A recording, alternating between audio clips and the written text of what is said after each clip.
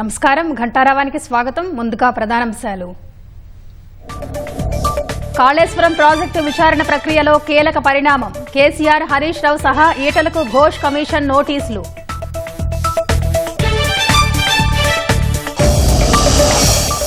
Gulzar house అగ్ని ప్రమాద ఘటనపై ముమ్మర విచారణ. 6 ఉన్నతాధికారులతో కమిటీ ఏర్పాటు చేసిన ప్రభుత్వం.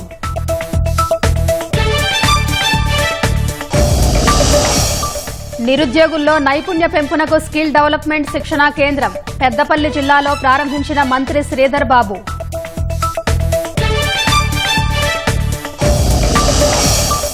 విజయనగరం జిల్లాలోనే పేలుళ్లకు సిరాజ్ కుట్ర. ఎన్ఐఏ దర్యాప్తులో వెలుగు చూస్తున్న కీలక అంశాలు.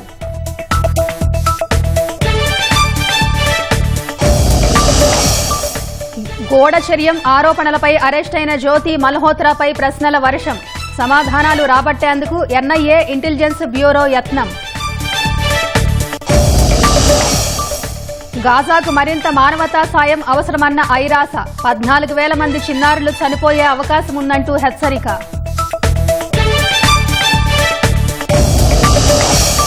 నాలుగైదు రోజుల్లో కేరళను తాకనున్న నైరుతి రుతుపవనాలు. రాష్ట్రంలోనూ 3 రోజుల పాటు వర్షాలు పడే అవకాశం.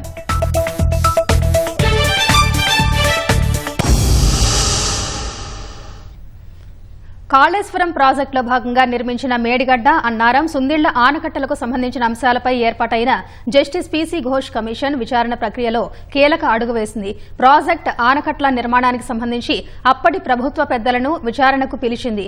మాజీ ముఖ్యమంత్రి కేసీఆర్తో పాటు మాజీ మంత్రులు హరీష్ రావు, ఈటల రాజేందర్లకు నోటీసులు జారీ చేసింది. బీఆర్ఎస్ హయాంలో ముఖ్యమంత్రిగా ఉన్న కేసీఆర్ 2వ దఫాలో నీటిపారుదల శాఖ బాధ్యతలు స్వయంగా పర్యవేక్షించారు. కొన్నాళ్ల పాటు ఆర్థిక శాఖ కూడా ఆయన వద్ద ఉంది. మొదటి దఫాలో నీటిపారుదల శాఖ బాధ్యతలు చూసిన హరీష్ రావు 2వ దఫాలో ఆర్థిక శాఖ బాధ్యతలు కూడా చూశారు. ఈటల రాజేందర్ మొదటి దఫాలో ఆర్థిక శాఖ బాధ్యతలు చూశారు. గత ఏడాది నుంచి ఆనకట్టకు సంబంధించిన అంశాలపై విచారణ చేస్తున్న కమిషన్ ఇప్పటికే ఇంజనీర్లు, అధికారులు, ఇతరుల నుంచి అఫిడవిట్ స్వీకరించడంతో పాటు క్రాస్ ఎగ్జామినేషన్ కూడా చేసింది. విచారణ ప్రక్రియ పూర్తి చేసి ప్రభుత్వానికి నివేదిక ఇచ్చేందుకు సిద్దమైన తరుణంలో అప్పటి ప్రభుత్వ పెద్దలను విచారణకు పిలవాలని జస్టిస్ పీసీ ఘోష్ నిర్ణయించారు. దీంతో కమిషన్ గడువును మరో 2 నెలల పాటు పొడిగించారు.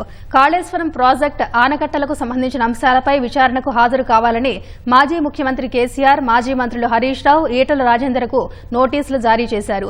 15 రోజుల పాటు గడువిచ్చిన కమిషన్ బీఆర్కే భవన్లోని కమిషన్ కార్యాలయానికి విచారణకు రావాలని అందులో పేర్కొన్నారు. జూన్ 5వ తేదీన కేసీఆర్, 6వ తేదీన హరీష్ రావు, 9వ తేదీన ఈటల రాజేందర్ హాజరు కావాలని నోటీసుల్లో పేర్కొన్నారు.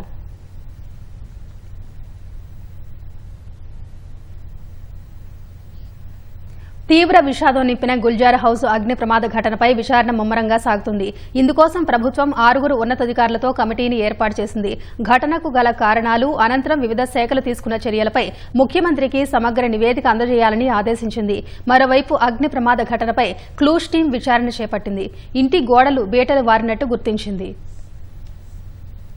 చార్మినార్ గుల్జార్ హౌస్ చౌరస్తా సమీపంలో జరిగిన భారీ అగ్ని ప్రమాద ఘటనపై సమగ్ర విచారణకు ప్రభుత్వం 6 ఉన్నతాధికారులతో కమిటీని ఏర్పాటు చేసింది. GHMC commissioner RV Karnan, Hyderabad collector Anudeep Durishetti, Hyderabad CP CV Anand, అగ్నిమాపక శాఖ DG Nagireddy, Hydraa commissioner Ranganath, TG SPDCL CMD ముషారాఫ్లతో ఈ కమిటీని ప్రభుత్వం ఏర్పాటు చేసింది. ఈ నెల 18న జరిగిన అగ్ని ప్రమాద ఘటనపై క్షేత్రస్థాయిలో సమగ్ర విచారణ జరపాలని కమిటీని ప్రభుత్వం ఆదేశించింది. ప్రమాదానికి గల కారణాలు, అనంతరం వివిధ శాఖలు తీసుకున్న చర్యలపై సీఎం రేవంత్ రెడ్డికి సమగ్ర నివేదిక అందజేయాలని పేర్కొంది. భవిష్యత్తులో ఇలాంటి అగ్ని ప్రమాదాలు జరగకుండా చేపట్టాల్సిన చర్యలను నివేదికలో పొందుపరచాలని సూచించింది. కమిటీ నివేదిక సమర్పించిన తర్వాత ముఖ్యమంత్రి, ఉప ముఖ్యమంత్రి, ఉన్నతాధికారులు సమీక్ష నిర్వహించి చర్యలు తీసుకుంటారని మంత్రి పొన్నం ప్రభాకర్ తెలిపారు. అగ్ని ప్రమాద ఘటనపై క్లూస్ టీం అధికారుల విచారణ చేపట్టారు. ఇంటి లోపలికి వెళ్లి క్లూస్ టీం ఘటనా స్థలాన్ని పరిశీలించింది. గోడలు బీటలు వారినట్లు అధికారులు గుర్తించారు.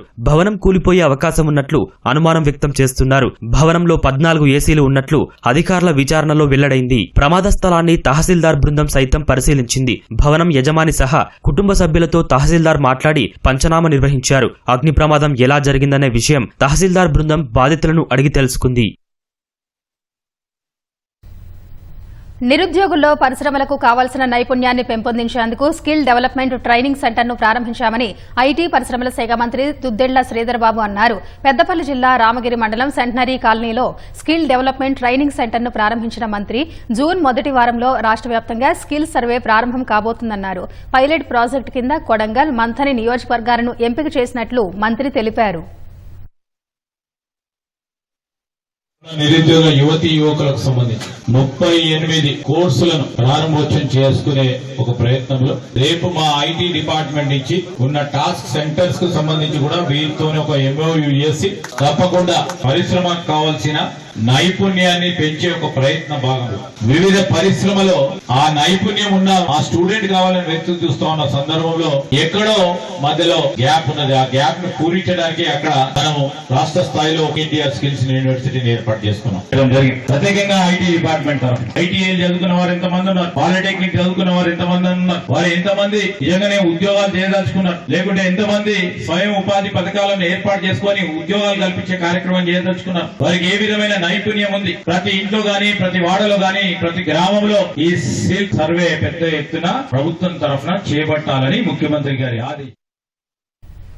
దివ్యాంగులను పెళ్లి చేసుకుంటే ఇచ్చే ప్రోత్సాహక విధానాల్లో ప్రభుత్వం మార్పులు చేసింది. 2 దివ్యాంగులు పెళ్లి చేసుకున్నా ప్రోత్సాహకం వర్తించేలా ప్రభుత్వం జీవో జారీ చేసింది. ఇప్పటి వరకు దివ్యాంగులను సాధారణ వ్యక్తి పెళ్లి చేసుకుంటేనే ప్రభుత్వం ₹1,00,000 ప్రోత్సాహకం ఇస్తోంది. మంత్రి సీతక్క చొరవతో మహిళా శిశు సంక్షేమ శాఖ కార్యదర్శి అనితా రామచంద్రన్ జీవో జారీ చేశారు.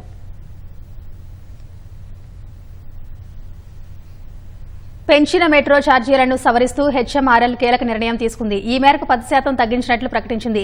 సవరించిన ఛార్జీలను ఈ నెల 24 నుంచి అందుబాటులోకి వస్తాయని స్పష్టం చేసింది. నిర్వహణ భారం పెరగడంతో తప్పనిసరి పరిస్థితుల్లో ఛార్జీలను పెంచాల్సి వచ్చిందని, పెంచిన ఛార్జీలు ఈ నెల 17 నుంచి అమలు చేస్తున్నట్లు హెచ్ఎంఆర్ఎల్ తెలిపింది. పెంచిన ఛార్జీలపై నగర ప్రజల నుంచి విమర్శలు వెల్లువెత్తడంతో సవరణ చేయాలని నిర్ణయించింది. రాష్ట్రంలో 3 రోజుల పాటు ఉరుములు, మెరుపులు, ఈదురుగాలులతో కూడిన వర్షాలు కురుస్తాయని హైదరాబాద్ వాతావరణ కేంద్రం ప్రకటించింది. గంటకు 30 నుంచి 40 కిలోమీటర్ల వేగంతో ఈదురుగాలులు వీస్తాయని తెలిపింది. గురువారం 40 నుంచి 50 కిలోమీటర్ల వేగంతో ఈదురుగాలులు వీస్తాయని వెల్లడించింది. ఇవాళ జయశంకర్, భూపాలపల్లి, ములుగు, భద్రాద్రి కొత్తగూడెం, ఖమ్మం సహా పలు జిల్లాల్లో తేలికపాటి నుంచి మోస్తరు వర్షాలు పడతాయని తెలిపింది. ఈ జిల్లాలకు ఎల్లో హెచ్చరికలు జారీ చేసింది. రాగల 3 రోజులలో ఉష్ణోగ్రతలు సాధారణం కంటే 3 నుంచి 5 డిగ్రీలు తక్కువగా నమోదయ్యే అవకాశం ఉందని తెలిపింది. అనుకూల పరిస్థితులు ఏర్పడుతున్నందున నైరుతి రుతుపవనాలు రాగల 4-5 రోజులలో కేరళ భూభాగంలోకి ప్రవేశించే అవకాశం ఉందని తెలిపింది. నైరుతి బంగాళాఖాతంలో ఏర్పడిన ఉపరితల ఆవర్తనం సగటు సముద్ర మట్టం నుంచి 1.5 కిలోమీటర్ల ఎత్తులో కొనసాగుతున్నట్టు వెల్లడించింది. మరో 4-5 రోజుల్లో నైరుతి రుతుపవనాలు కేరళను తాకుతాయని భారత వాతావరణ శాఖ ఐఎండీ వెల్లడించింది. నైరుతి రుతుపవనాలు ప్రారంభానికి కేరళలో పరిస్థితులన్నీ అనుకూలంగా ఉన్నట్టు తెలిపింది. ఇంతకుముందు ఈ నెల 27 నాటికల్లా రుతుపవనాలు కేరళకు తాకే అవకాశాలున్నట్టు ఐఎండీ తెలిపింది. ఇప్పుడు అంతకంటే ముందే రానున్నట్టు వెల్లడించింది. 2009 తర్వాత నైరుతి రుతుపవనాలు అతి త్వరగా కేరళను తాకనుండటం ఇదే తొలిసారి. 2009లో మే 23న కేరళకు రుతుపవనాలు చేరుకున్నాయి. సాధారణంగా ప్రతి ఏటా జూన్ 1 నాటికి నైరుతి రుతుపవనాలు కేరళను తాకుతూ ఉంటాయి. జులై 8 వరకు దేశం మొత్తానికి విస్తరిస్తాయి. ఈసారి సాధారణం కంటే ముందే నైరుతి రుతుపవనాలు కేరళను తాకే అవకాశాలున్నట్టు ఐఎండీ తెలిపింది. గత ఏడాది నైరుతి రుతుపవనాలు మే 30న కేరళను తాకాయి. పాకిస్తాన్ కోసం గూఢచర్యం చేస్తుందన్న ఆరోపణలపై అరెస్ట్ అయిన హర్యానా యూట్యూబర్ జ్యోతి మల్హోత్రాపై ఎన్ఐఏ ఇంటెలిజెన్స్ బ్యూరో అధికారులు ప్రశ్నల వర్షం కురిపిస్తున్నారు. వివిధ కోణాల్లో ఆమె నుంచి సమాధానాలు రాబట్టే ప్రయత్నం చేస్తున్నారు. పాకిస్తాన్, చైనా, బంగ్లాదేశ్, దుబాయ్లో ఆమె చేసిన పర్యటనలపై ప్రధానంగా దృష్టి సారించారు. పాక్, ఆఫ్ఘాన్ సరిహద్దు వరకు జ్యోతికి సంబంధాలున్నట్టు తెలుస్తోంది. ఐఎస్ఐ హ్యాండర్లతో కోడ్ భాషలో జ్యోతి మల్హోత్రా మాట్లాడినట్టు సమాచారం. మరోవైపు జ్యోతి మల్హోత్రా పాకిస్తాన్కు వెళ్లినట్టు తొలుత చెప్పిన ఆమె తండ్రి తాజాగా తనకేమీ తెలియదని మాట మార్చారు. భారత ఆర్మీకి సంబంధించిన సున్నితమైన సమాచారాన్ని పాకిస్తాన్కు చేరవేసిన ఆరోపణలపై అరెస్టైన యూట్యూబర్ జ్యోతి మల్హోత్రాపై అధికారులు ప్రశ్నల వర్షం కురిపిస్తున్నారు. ఎన్ఐఏ, ఇంటెలిజెన్స్ బ్యూరో అధికారులు వివిధ కోణాల్లో ఆమె నుంచి సమాధానాలు రాబట్టే ప్రయత్నం చేస్తున్నారు. పాకిస్తాన్, చైనా, బంగ్లాదేశ్, దుబాయ్లో ఆమె చేసిన పర్యటనలపై ప్రధానంగా దృష్టి సారించారు. ఇప్పటి వరకు సేకరించిన సమాచారం ప్రకారం 2018లో ఆమెకు పాస్పోర్ట్ వచ్చిందని, 2028 వరకు గడువు ఉందని సంబంధిత సంబంధిత అధికారులు చెప్పారు. పాస్పోర్టు వచ్చినప్పటి నుంచి ఆమె Pakistan, China, Dubai, Thailand, Bangladesh, Bhutan, Nepal, ఇండోనేషియాల్లో ప్రయాణించిందన్నారు. ఆ పర్యటనల గురించి సమాచారం సేకరిస్తున్నట్లు తెలిపారు. విచారణను తప్పుదోవ పట్టించేందుకు జ్యోతి మల్హోత్రా యత్నిస్తున్నట్లు తెలుస్తోంది.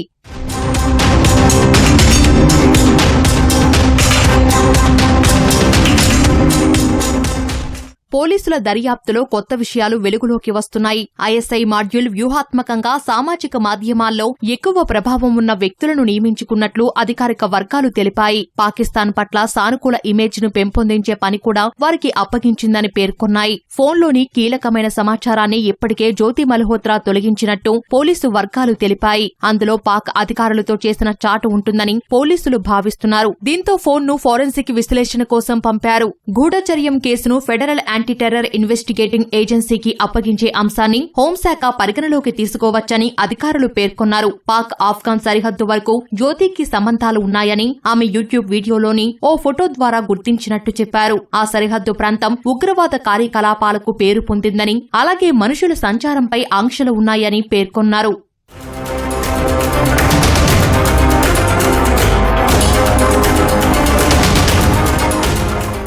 జ్యోతి మల్హోత్రా పాకిస్తాన్కు వెళ్లిందని ఇంతకు ముందు చెప్పిన ఆమె తండ్రి హరీష్ మల్హోత్రా తాజాగా మాట మార్చారు. తన కుమార్తె పాక్కు వెళ్లిందన్న విషయం తనకు తెలియదని హరీష్ మల్హోత్రా చెప్పారు. జ్యోతి మల్హోత్రా యూట్యూబ్ ఛానల్, ఇతర సామాజిక మాధ్యమాల గురించి తెలియదన్నారు. ఢిల్లీకి వెళ్తానని మాత్రం జ్యోతి చెప్పేదని పేర్కొన్నారు. ఢిల్లీలో జ్యోతి మల్హోత్రా గతంలో ఓ ఉద్యోగం చేసి మానేసిందని తెలిపారు. 2 రోజుల కింద జ్యోతి మల్హోత్రా పాక్ పర్యటన గురించి హరీష్ మల్హోత్రా భిన్నంగా సమాధానమిచ్చారు. తన కుమార్తె సరియైన అనుమతితోనే పాకిస్తాన్లో పర్యటించిందని, అక్కడ యూట్యూబ్ కోసం వీడియోలు తీసిందని చెప్పారు. పాకిస్తాన్లో మిత్రులు ఉంటే వారితో మాట్లాడొద్దా అని ఆయన ప్రశ్నించారు. పోలీసులు తన కుమార్తె ఫోన్, ల్యాప్టాప్ తీసుకున్నారని, వాటిని తిరిగిచ్చేయాలని డిమాండ్ చేశారు. ఇప్పుడు మాత్రం పూర్తిగా మాట మార్చి ఏమీ తెలియదని చెప్పారు.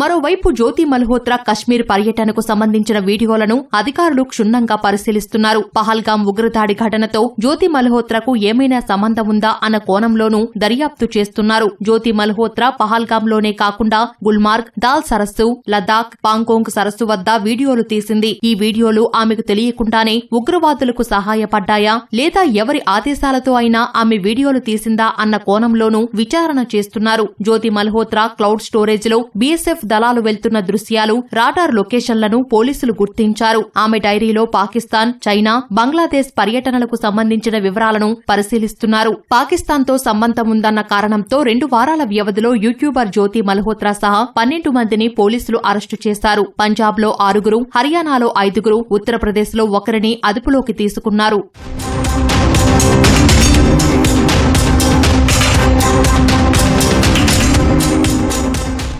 భారత్లో అండర్ కవర్ ఏజెంట్లను గుర్తించేందుకు పాకిస్తాన్ గూఢచర్య సంస్థ ఐఎస్ఐ జ్యోతి మల్హోత్రాను వినియోగించుకున్నట్లు తెలుస్తోంది. ఆమె కోడ్ భాషలో మాట్లాడినట్లు సమాచారం. ఈ మేరకు విశ్వసనీయ వర్గాలను ఊటంకిస్తూ జాతీయ మీడియా పేర్కొంది. అలీ హసన్ అనే ఐఎస్ఐ హ్యాండర్లతో జ్యోతి మల్హోత్రా వాట్సాప్ లో చాటింగ్ చేసినట్లు దర్యాప్తులో గుర్తించారు. భారత అండర్ కవర్ ఆపరేషన్స్ గురించి వీరిద్దరూ కోడ్ భాషలో మాట్లాడుకున్నారని తెలుస్తోంది. ఒక మెసేజ్ లో అటారీ సరిహద్దు వద్ద ఎవరైనా అండర్ కవర్ ఏజెంట్లను గుర్తించావా అని హసన్ ఆమెను అడిగినట్లు దర్యాప్తు అధికారులు నిర్ధారించినట్లు సమాచారం. వీరి చాటింగ్ లో ప్రోటోకాల్, అండర్ కవర్ అనే పదాలను బట్టి భారత నిఘా సమాచారాన్ని దొంగలించేందుకు జ్యోతిని పాక్ ఐఎస్ఐ వినియోగించుకున్నట్లు అర్థమవుతోంది. విజయనగరం ఉగ్రకుట్ర కేసులో అరెస్టైన సిరాజ్ జనసంచారం ఎక్కువగా ఉన్న ప్రాంతాల్లో పేలుళ్లు జరిపి ఎక్కువ మందిని చంపాలని నిర్ణయించుకున్నట్టు వెల్లడైంది. ఈ మేరకు ఎఫ్ఐఆర్ కాపీలో కీలక అంశాలను పోలీసులు పేర్కొన్నారు. 2017లో మెకానికల్ ఇంజనీరింగ్ పూర్తి చేసిన సిరాజ్ 2 సార్లు ఎస్ఐ, 2 సార్లు గ్రూప్ 2 ఉద్యోగం కోసం ప్రయత్నించి విఫలమయ్యాడు. ఎస్ఐ కోచింగ్ కోసం హైదరాబాద్ వెళ్లినప్పుడు హైదరాబాద్ బోయగూడకు చెందిన సమీర్, వరంగల్కు చెందిన ఫర్హాన్ మొయినుద్దీన్, ఉత్తరప్రదేశ్కు చెందిన బాదర్తో పరిచయం ఏర్పడింది. గతేడాది నవంబర్ 22న ముంబై వెళ్లి 10 మందిని వ్యక్తుల్ని సిరాజ్ సమీర్ కలిశారు. వారి ద్వారా పరిచయమైన సౌదీలో ఉంటున్న అబూ ముసబ్ సూచనతో ఐఈడీలు తయారీకి నిర్ణయించుకున్నాడు. ఆన్లైన్ ద్వారా పేలుడు పదార్థాలను ఆర్డర్ చేశాడు. జిహాదీలో అవసరమైతే ప్రాణత్యాగం చేయాలని సిరాజ్ సమీర్ నిర్ణయించుకున్నట్టు పోలీసులు తెలిపారు. జనసంచారం ఎక్కువ ఉన్న ప్రదేశాల్లో ఐఈడీలు పేల్చాలని సిరాజ్ ను ముసబ్ ఆదేశించాడు. ఐఈడీ బాంబులు తయారు చేసిన తర్వాత డమ్మీ బ్లాస్టులు చేయాలని సూచించాడు. ముసబ్ సూచనతో విజయనగరంలో జనాలు ఎక్కువగా ఉండే 4 చోట్ల పేలుళ్లకు కుట్ర పన్నినట్టు పోలీసులు తెలిపారు. పాకిస్తాన్ ఆర్మీ చీఫ్ ఆసిం మునీర్ కు ఆ దేశ ప్రభుత్వం పదోన్నతి కల్పించింది. మునీర్ కు ఫీల్డ్ మార్షల్ హోదా కల్పిస్తూ పాక్ ప్రభుత్వం నిర్ణయం తీసుకుంది. పాక్లోని అత్యున్నత సైనిక హోదా కలిగిన ఫీల్డ్ మార్షల్ గా నియమించేందుకు అక్కడి కేబినెట్ ఆమోదం తెలిపింది. ప్రధాని షహబాజ్ షరీఫ్ అధ్యక్షతన జరిగిన సమావేశంలో ఈ నిర్ణయం తీసుకున్నట్లు పాక్ వార్తా సంస్థ జియో న్యూస్ పేర్కొంది.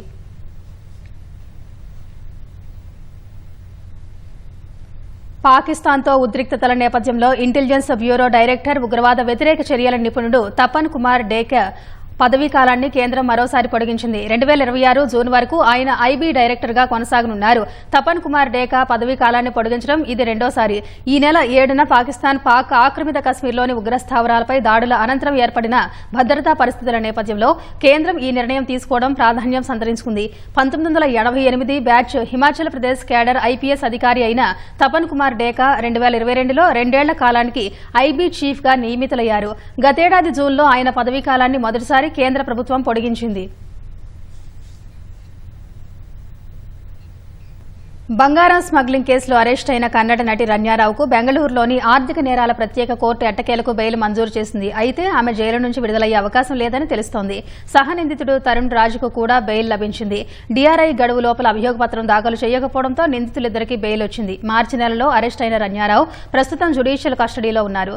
కేంద్ర ప్రభుత్వం ఆమెపై విదేశీ మారకద్రవ్య పరిరక్షణ, స్మగ్లింగ్ కార్యకలాపాల నివారణ చట్టం మోపింది. ఆ చట్టం ప్రకారం ఏడాది వరకు రెగ్యులర్ బెయిల్ కు కూడా అవకాశం ఉండదు.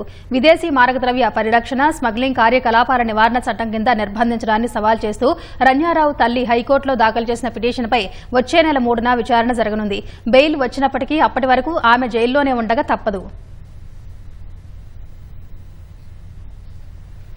గాజాకు మరింత మానవతా సాయం అందకుంటే 48 గంటల్లో 14,000 మంది చిన్నారులు మృతి చెందే అవకాశం ఉందని ఐక్యరాజ్య సమితి హెచ్చరించింది. అమెరికా, కెనడా, ఫ్రాన్స్, యూకే ఒత్తిడితో పరిమిత స్థాయిలో గాజాలోకి మానవతా సాయాన్ని ఇజ్రాయెల్ అనుమతిస్తోంది. ఇటీవల చిన్నారులతో సహా గాజా వాసులకు 5 ట్రక్కుల మానవతా సాయం మాత్రమే అందింది. పరిమితమైన మానవతా సాయం వల్ల గాజాలోని పరిస్థితి చాలా క్లిష్టంగా ఉందని ఐరాస ప్రతినిధి టామ్ ప్లేషర్ ఆందోళన వ్యక్తం చేశారు. ఈ సమయంలో వారికి మరింత సాయం అవసరమన్న ఆయన, లేదంటే మరో 48 గంటల్లో 14,000 మంది చిన్నారులు ప్రాణాలు కోల్పోయే అవకాశాలున్నాయని హెచ్చరించింది. ప్రస్తుతం గాజాలో చిన్నారులు, తల్లులు పోషకాహార లోపంతో బాధపడుతున్నారని టామ్ ప్లేషర్ ఆవేదన వ్యక్తం చేశారు. మానవతా సాయం విషయంలో ఇజ్రాయెల్ తీరును బ్రిటన్, ఫ్రాన్స్, కెనడాలు తీవ్రంగా ఖండించాయి. గాజాకు మానవతా సాయంపై ఇజ్రాయెల్ ఆంక్షలను వెనక్కి తీసుకోకపోతే తామంతా ఉమ్మడి చర్యలు తీసుకుంటామని హెచ్చరించాయి.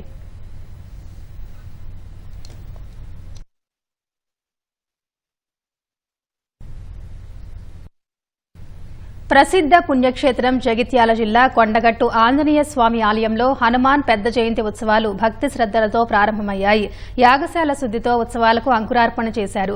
భద్రాచలం శ్రీరామచంద్రుణ్ణి ఆలయం నుంచి అర్చకులు స్వామివారికి పట్టు వస్త్రాలు, తలంబ్రాలు తీసుకొచ్చి కొండగట్టు దేవస్థానం అధికారులకు అప్పగించారు. చొప్పదండి ఎమ్మెల్యే మేడిపల్లి సత్యం ఆధ్వర్యంలో ఊరేగింపుగా స్వామివారి పట్టు వస్త్రాలు, తలంబ్రాలు తీసుకువచ్చి ఆలయ మండపంలో అప్పగించారు.